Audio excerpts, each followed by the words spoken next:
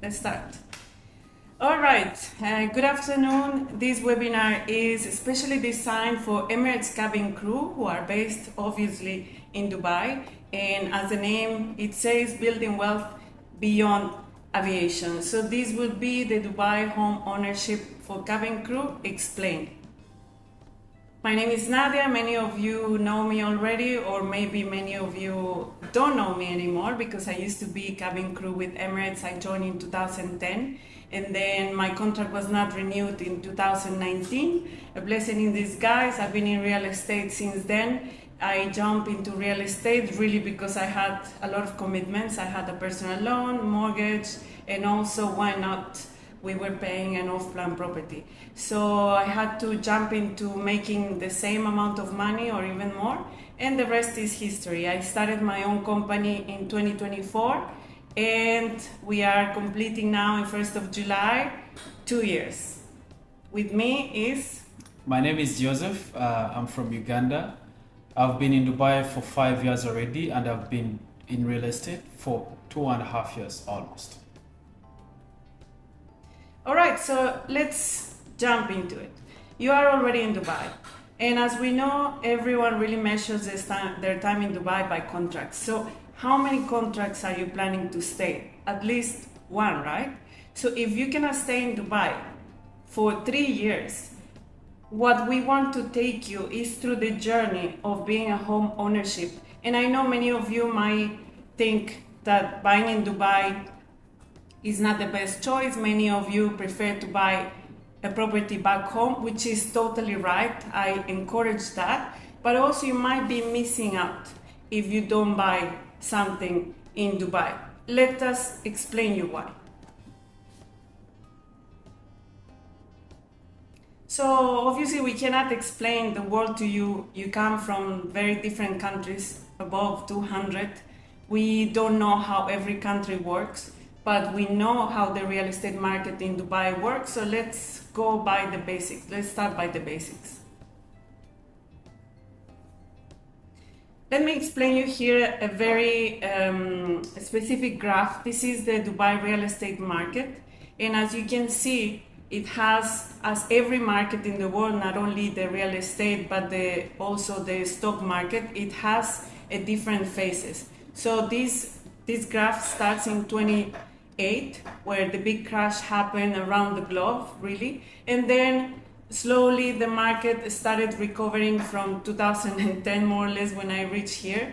The peak was 2013, 2014, 2015, when I bought my first property. Why not? Was at the peak of the prices. And what created this?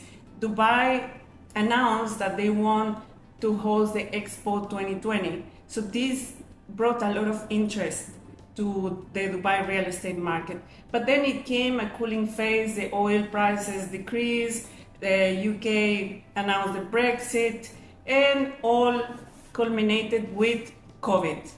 2020, as everyone knows, another world crisis. Why I want you to pay attention to this is because the investors learned from 2020, and what we're seeing now in 2026 is a reflection of that the investors learned. What they learned, 2020, many people sold as a panic. So in 2020, you could find a lot of properties, very distressed sales, very distressed prices. And what happens in 2026? So the attacks to the UAE started 28th of February. A lot of buyers are thinking that we are gonna see distressed prices. I'm sorry to break this to you, it's not happening. Why? Because everyone who can hold to their properties, they learned that in 2020 they took wrong decisions and they panic sold. They acted too quickly. Now, I'm not saying there is absolutely no distressed sales. There is, but you will rarely find, and especially you will find distressed deals, distressed prices in off-plan. Why? People who purchase in off-plan, in properties that are under construction, many times didn't calculate the influx of cash or their cash flow, and they might not have the money to continue with those payments. So these people naturally will be looking now to resell, even if they're losing some of the money.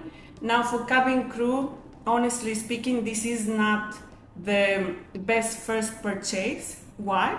Because you do not get a live-out allowance if you buy something off plan. Of course, if it's a price that is very attractive and your money you calculate and you can continue these payments, there is some opportunities. But in general, just as a rule of thumb, there is really not much of distress sales. What we are seeing though is a correction or a stabilization in prices, and this is very healthy because before, as you can see, from 2020 to 2026, it has really been a crazy market just up. Now, every market around the world has its phases. We are expecting a possible stabilization, maybe a little correction, but I will personally not expect a decrease in prices, no more than 5 or 10%. And this is, in short, the phases of the Dubai real estate market. Now let's dig into the topic of you buying a property. So it's very simple, yes or no. Even if you are not ready now, I highly encourage you to understand the process of buying a property, so then when you are ready, you can move forward. Well, let's delve more into the buying journey. I understand most of the crew that are watching this are probably first-time home buyers, so we will delve more into the buying journey from A to Z. Let's proceed.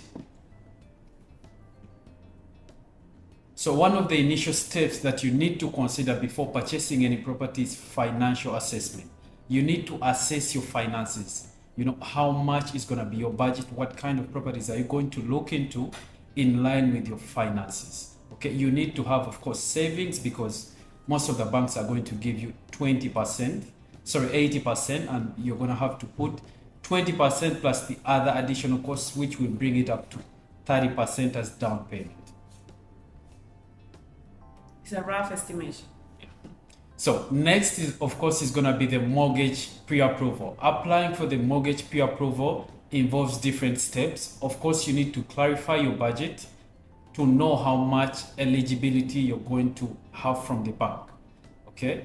Mortgage pre-approval also helps you to know how your monthly payment is going to look like, how much you're going to be paying monthly, what is going to be your monthly EMIs and everything.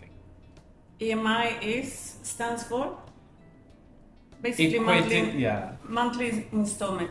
As a rough estimate, cabin crew can safely borrow up to 1.2 million, meaning they can buy properties up to 1.2. That even if you are grade 2. I don't recommend to go for the maximum, but maybe around 900,000 to 1 million. That is more or less what you are looking to be eligible for very safely, even as a new grade 2, and of course any other grade. Mortgage options for cabin crew. Now, it's very important to know that most of the cabin crew are expats, and expats are usually given 80% finance from the bank. So you need to have at least 30%. Why I'm saying 30% is because 20% is going to be the down payment, and the other extra costs could rise up to 10%. So you need to have at least 30% saved as down payment. Let me mention something very quickly. 80% financing is on the first property, 60% the bank will lend you on the second property, 50% on your third, fourth, and there is no limit. So as long as you have the down payment, you can buy as many properties as you can.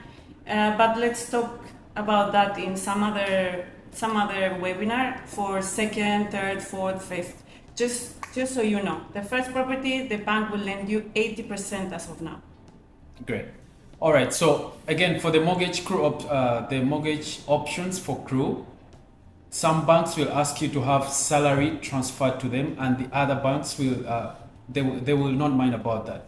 It's very important to note that if a bank asks you to transfer salary, you might get a better interest rate in some cases than if you keep your current bank for your salary. Mortgage eligibility, the minimum salary is 10,000 to 15,000. We've seen an increase or a change, especially with some banks where they're requiring at least 15,000 as a salary within these times. But as a standard practice, 10,000 is the minimum salary that you're required to have to be able to be eligible for a mortgage. And also very important, even for new cabin crew, you might just have landed in Dubai and you say, I don't know, this is not for me. Just understand the process, because maybe after 6 months, when your probation also ends, you can be already eligible to buy a property. Now there is changes in the banks, and these requirements really are moving. Sometimes they ask for something more, or they don't calculate now their flying hours, or they don't calculate the leave out allowance. It's really important that you are updated and you get to know in the moment how much each bank is asking as a minimum, and also what you need to present. But as a rule of thumb, I would say try to have as less liabilities as possible. Because if you have a personal loan, if you're buying a car with a loan as well from the bank, this will affect eventually your eligibility for to buy a property, and you might need to close those loans before you even apply for a pre-approval. All right, so some of the required documents needed before you file in for your pre-approval: passport, Emirates ID, visa, employment contract, and etc. Everything else.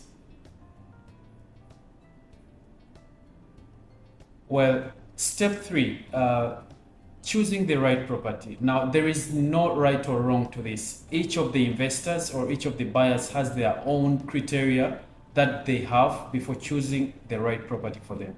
As a standard, I would recommend you to have at least a very good list of what is a must or what is a non-negotiable for you before stepping into the market of choosing a property.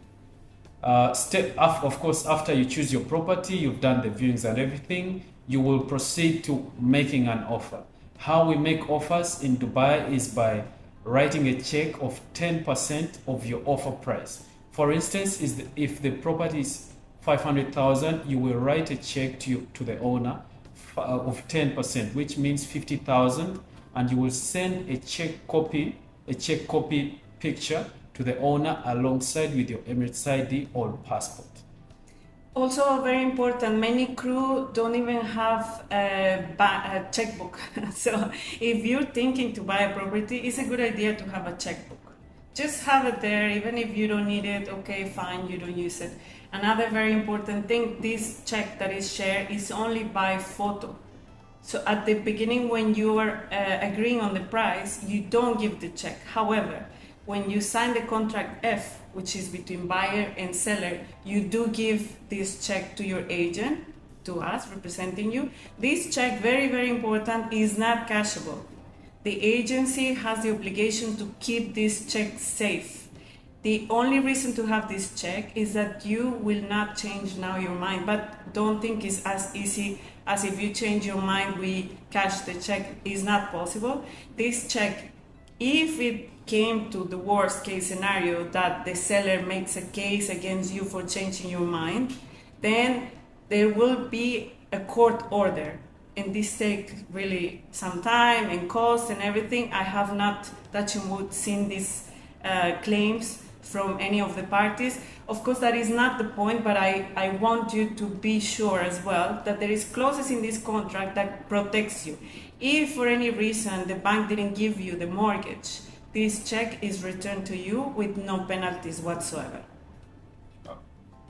So in addition to that as well, the contracts that you sign, the property purchase contracts that you sign, all these are digital contracts. So once you choose the right property, even if you're flying, you can sign on, you can approve or reject these contracts wherever you are. You do not need to be in Dubai to sign on these contracts. We only need you.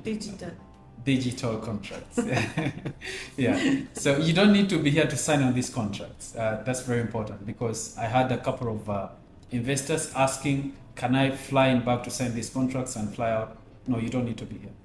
Here's where we say that you roughly need to have 30%. Yes, the down payment you need to have as a savings is 20%, but really consider the hidden and small cost. The DLD fee may be something that you already know, the agency fee, but trustee fee, when you go for the actual transfer, you need to pay this 4,200, then title deed 580, then in any apartment in Dubai, you will need to connect DIWA. In DIWA, you need to give a deposit. If the building has also cooling service, which is external outside of DIWA, you might need as well to give that deposit. So just to be on the safe side, you will need to have 10% extra for the fees. Maybe it will include your furniture, maybe you need to pay movers, etc. Meaning, if you're looking to buy property of 1 million, consider that you might need to have the 300,000 as a down payment for all the costs. Here we ran you some sample figures of what you're actually missing out if you're just renting and haven't yet bought, especially as a crew, because I mean you have all these chances, and Emirates is open to financing you, and of course your as a cabin crew you have access to different banks and getting mortgage easily. So we did research, and the cheapest one bedroom that you can get that is closest to the airport, the rent could be at least 50,000. Now, after 3 years, which could be the at the end of your first contract, your total rent will be about 150,000. Now, of course, sorry to interrupt. Of course, we're not considering here that you're living in accommodation. You know, like you live in accommodation, then these calculations are useless. But we're giving here the scenario of someone who lives out, who is maybe married, or simply who managed to get the live out allowance. This is the rent, the cheapest rent that you will find for a one bedroom, and more or less the cheapest one bedroom will be around 550. Sorry, you can continue. Yeah. So when we go to purchasing the cheapest one bedroom apartment, that is, now we put this in consideration to proximity to DXB airport. So the cheapest nearest one bedroom apartment to the airport will be at least 550,000 as the purchase price. After 3 years, I mean, we can run you want to explain them the figures? Yes. So we consider a minimum appreciation of a property being 5% per year. This is very conservative. Even in a bad market, you will have 5% appreciation of your property. So in 3 years, your property of originally 550, we gave just this example as is the cheapest, then your property will be 15% above this. This is the market value. So let's assume you're in Dubai for 3 years, you bought the apartment as soon as you could, you bought it for 550, then in 3 years, the value in the market will be 15%. Then after 3 years, you will actually, and also we made a rough calculation. Let's assume that your live out was 50,000. So you will have gotten 150,000 plus 82,000 will be the new price of your apartment. So 632 if we consider 15%. It means you are in plus 232 and you sell the apartment.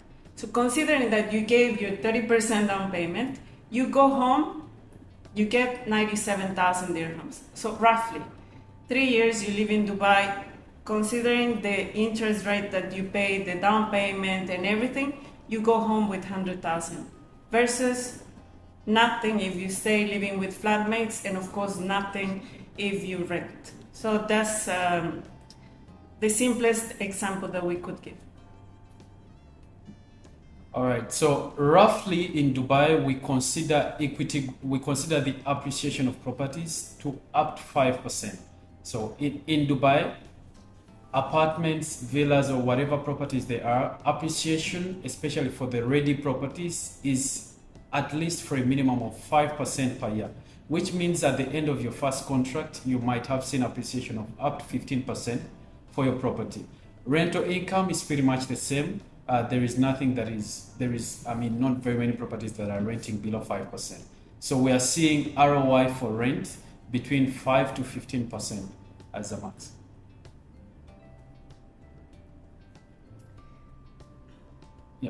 Here are the common questions. Sorry, I thought she's gone. So the common questions that we usually get, especially from crew buyers, what happens if I leave Emirates, and I already purchased a property?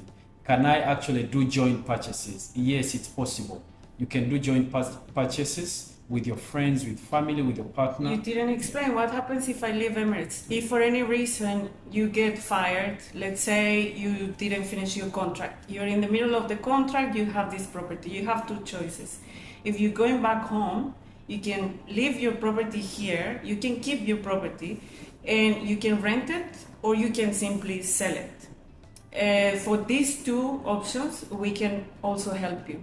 Bear in mind that many investors come to Dubai just to buy property. So if you already purchased a property, my suggestion is, even if you're leaving Emirates and you're going back home, leave your property here. We already said you will be earning minimum 5% net ROI. So from the purchase price, you will still be getting 5%. So you're back home in, I don't know, I'm from Mexico. I'm back in Mexico. I'm actually receiving a salary from the rent that of the apartment that I have in Dubai, and I don't even need to be in Dubai. This as well is case by case, but just for you to know, you don't need to sell it. You could leave it rented, or you can of course sell it and take this money back home. Now, joint purchases. Yeah, joint purchases. So the maximum number of owners that can come together to make a purchase is 4 owners. So you can make a joint purchase with friends, family, or however business partners that you have. This is an option for you as a cabin crew as well. You could get 3 other friends, you get all 4 of you personal loans, and you could buy a property in cash. Now, this is only for cash purchase because you cannot do joint purchases with another person unless they're direct family members. So it can be your spouse, it can be your parents, or your kids. But this is a little bit more complicated to explain in this webinar. Again, case by case, we can meet and we can explain you this. In simple terms, joint purchases, you can be up to 4 investors. Now, also those rules change. In case you were living in Emirates, you can have your residency visa linked to your property. This is another topic. These are the basics, just. Yeah. Interest rates, we haven't seen a lot of changes in the interest rates, especially even amidst this crisis. I mean, they have risen just slightly, but it's not that a drastic increase, even amidst the war. So you can as well try to understand that even when you leave or even when you get these mortgages, you won't be paying extra from your pocket. You will not have to dig deep into your pockets because interest rates have pretty much been the same for the last couple of years. If you have any existing loans, you want to explain this? No. So if you have any existing loans, I'm afraid you might want to close them off before you leave Emirates. And relocation concerns, I mean, this can be case by case basis. If you need to explain you more about how you're going to tackle this, you might want to book a one-on-one meeting, especially because this is more of a personal basis. Now, job security, Emirates is one of the biggest airlines in the world, no secret. You are there, you know it better than anyone, but this is something that you might take for granted when you're in Dubai.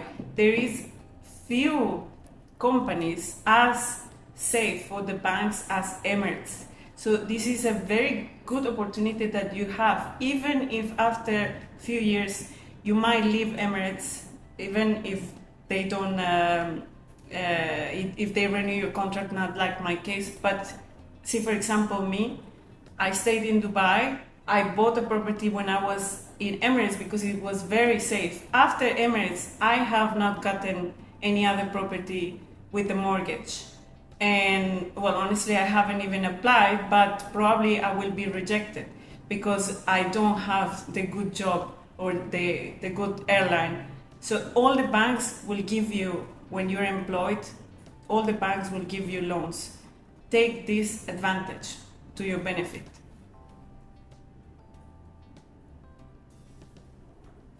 Decisions. So as I said in the beginning, buying a property in your home country, it might be a good idea. We are not discouraging that by all means, but also not using the live out allowance might make you miss out on this money that you can take when you go back home. We will all eventually go back home, I guess. So let's take advantage of the UAE market, of the appreciation, of the good rent, of the, all the benefits that Dubai as a global city has. There is plenty of investors coming to Dubai or sending their money from their countries. You already live here.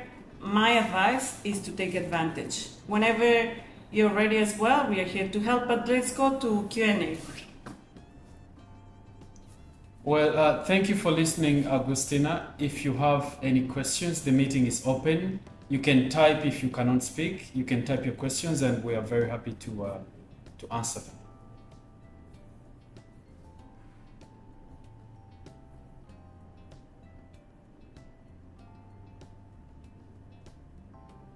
Or if you need any clarification from anything that we said, feel free to drop us a question in the box, and then we'll be happy to answer.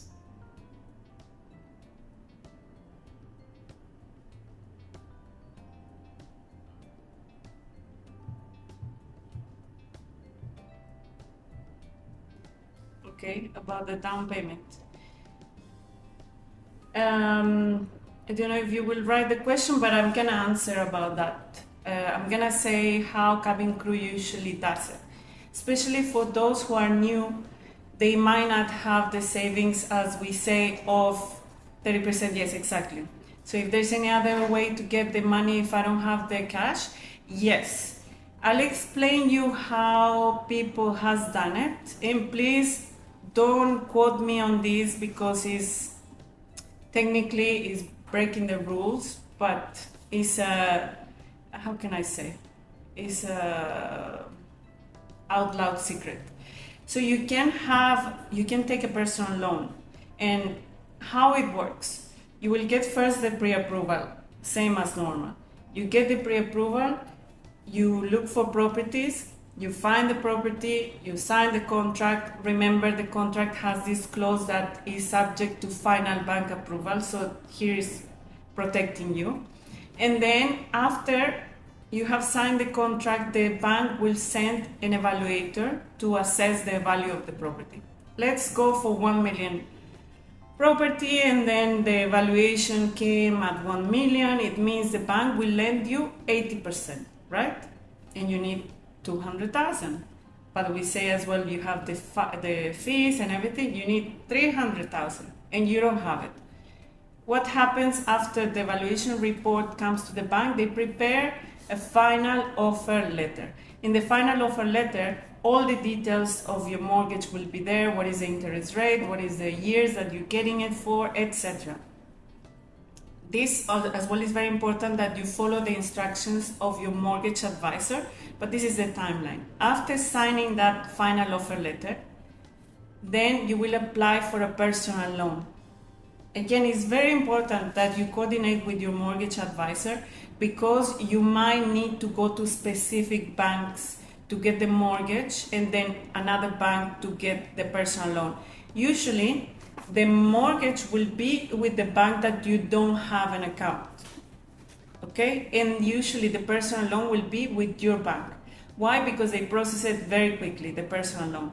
So after signing the final offer letter, and when the mortgage advisor tells you to apply for the personal loan, you will then apply for this personal loan, and before the transfer, you already have the down payment as a loan, and you already have as well the mortgage from the bank. This is how many people within 6 months of joining Emirates, after 6 months, they purchase a property with no down payment really.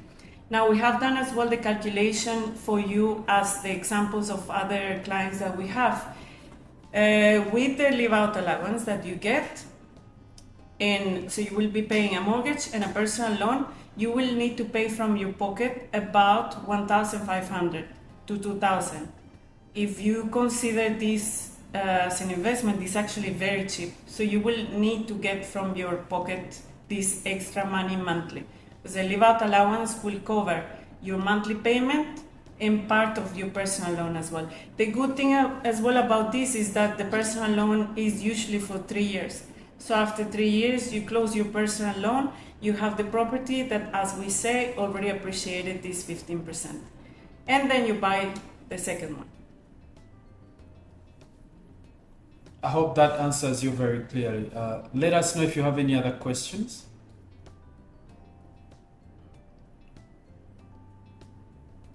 Also, as we're recording this webinar, we want to tell you or remind you, everyone that is watching the recording, is that you can book your free consultation with Joseph, with me. We have other people in our team as well. You can book your free consultation. We will guide you. We don't mind going through all these steps that we said in the webinar. We wanted to make it a webinar and record it for ease.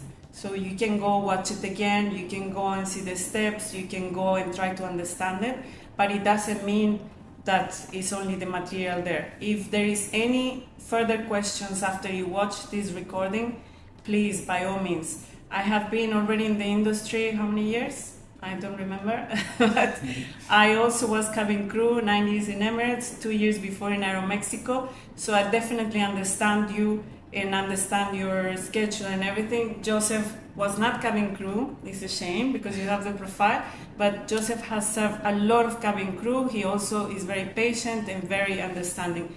Go as well and look at our Google reviews, especially Joseph is the star of the show. Thank you. Yeah, we've helped a lot of cabin crew, first-time home buyers, second-time home buyers, investors, you know. So we have experience in the crew market. Feel free to book a free consultation again with us, with any of us that you prefer. It's free. We can meet in person or it can be Zoom or however you prefer it. We'll be happy to serve and assist you. Thank you. Pleasure speaking to you. Take care of yourself and see you next time.